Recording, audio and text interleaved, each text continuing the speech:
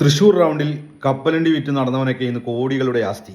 AC മൊയ്തീനൊക്കെ upper class സെറ്റിൽമെന്റുകളുടെ ഇടനിലക്കാരൻ. പറഞ്ഞത് കോൺഗ്രസ്സുകാരോ ഏതെങ്കിലും അന്വേഷണ ഏജൻസിയോ അല്ല.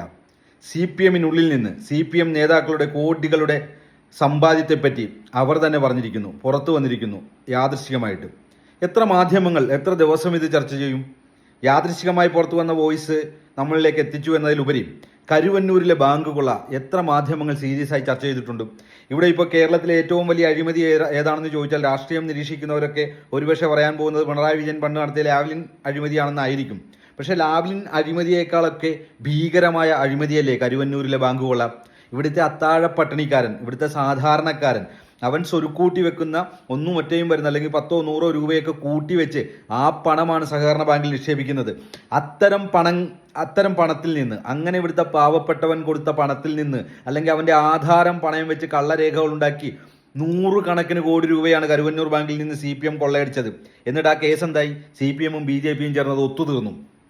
അവിടെയാണ് ഈ ശബ്ദരേഖയ്ക്ക് പ്രാധാന്യം വരുന്നത്. ആ നേതാക്കൾ, അതിൽ ആരോപണ വിധേയരായ നേതാക്കളെല്ലാം തന്നെ കോടികൾ സമ്പാദിച്ചവരാണെന്ന് ഒരു DYFIയുടെ ജില്ലാ സെക്രട്ടറി വന്ന് പറഞ്ഞിരിക്കുന്നു. അത് മാത്രമാണ് പറഞ്ഞിരിക്കുന്നത്. അയാൾ പറയുന്നു ഏരിയ സെക്രട്ടറിക്ക് 10,000 രൂപ കിട്ടും, ജില്ലാ കമ്മിറ്റിയിൽ വന്നാൽ 25,000 രൂപ കിട്ടും, CPM മെമ്പറാണെങ്കിൽ ലക്ഷം രൂപ, 75,000 മുതൽ 1,00,000 രൂപ വരെ കിട്ടും. ആര് കൊടുക്കും? ഇവിടുത്തെ മുതലാളിമാർ കൊടുക്കുന്നതാണ്. എന്തിനാണ് മുതലാളിമാർ കൊടുക്കുന്നത്? അവർക്ക് അതിന് വഴിവിട്ട സഹായങ്ങൾ ചെയ്തു കൊടുക്കാൻ. എന്താണ് വഴിവിട്ട സഹായങ്ങൾ? അത് ഈ നാട്ടിൽ നടക്കുന്ന അഴിമതിയാണ്, ഈ ഭരണകൂടം നടത്തുന്ന അഴിമതി. ആ നടത്തുന്ന അഴിമതി എന്ന് പറഞ്ഞാൽ ഈ നാടിനെ നശിപ്പിക്കുന്ന അഴിമതിയാണ്. അതിൻ്റെ അഴിമതിയുടെ പങ്കാണ് ഈ പാർട്ടി പറ്റുന്നത്.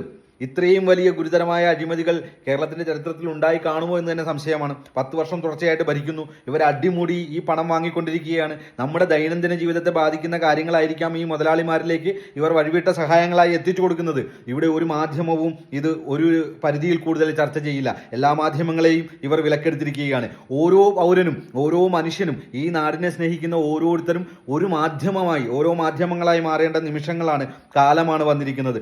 നമ്മളാണ് സംസാരിക്കേണ്ടത്. ഈ നാട്ടിലെ പട്ടിണി പാവങ്ങളുടെ പണം കൊള്ളയടിച്ച് കോടികൾ സമ്പാദിച്ച CPM-ന്റെ നാണം കെട്ട നേതാക്കളെ സമൂഹത്തിൽ തുറന്നു കാണിച്ചുകൊണ്ട്, ഈ കൊള്ളയ്ക്ക് കൂട്ടുനിന്ന BJP-യും തുറന്നു കാണിച്ചുകൊണ്ട്, രാഷ്ട്രീയപരമായിട്ട് ജനാധിപത്യ രീതിയിൽ CPM-നെയും BJP-യെയും കാലത്തിന്റെ ചവറ്റുകൊട്ടയിലേക്ക് തള്ളിക്കളയുവാൻ വേണ്ടിയിട്ടുള്ള പ്രവർത്തനങ്ങളാണ് ഓരോ പൗരനും കാഴ്ചവെക്കേണ്ടത്.